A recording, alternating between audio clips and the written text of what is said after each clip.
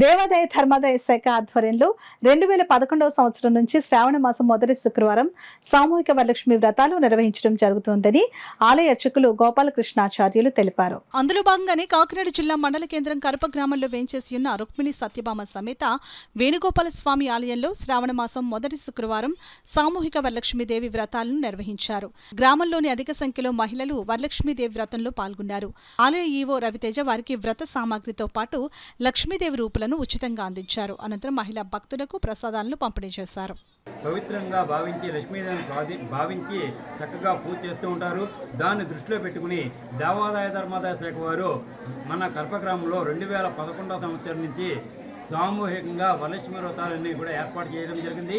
దేవాదాయ శాఖ వారు ఈ వ్రతానికి సంబంధించినటువంటి పసుపు, కుంకుమ, అక్షతలు, పుష్పములు, గాజులు, రవికలగుడ్డ మరియు రూపు ఇవన్నీ కూడా దేవాదాయ శాఖ వారు ఉచితంగా ఇస్తూ ఈ కార్యక్రమంలో 2011 నుండి నాటి నుండి నేటి వరకు కూడా ప్రతి సంవత్సరం కూడా మొదటి శుక్రవారం నాడు మన దేవాలయ ప్రాంగణంలో జరిపిస్తూ ఉన్నాము. రెండవ శుక్రవారం నాడు భక్తులందరూ కూడా తమ ఇళ్లలో స్వగృహంలో గ్రామ పురోహితుల చేత వాళ్ళ దగ్గర జరిపించుకుంటూ ఉంటారు. సాయంత్రము దేవాలయ దర్శనాలకు వస్తూ ఉంటారు.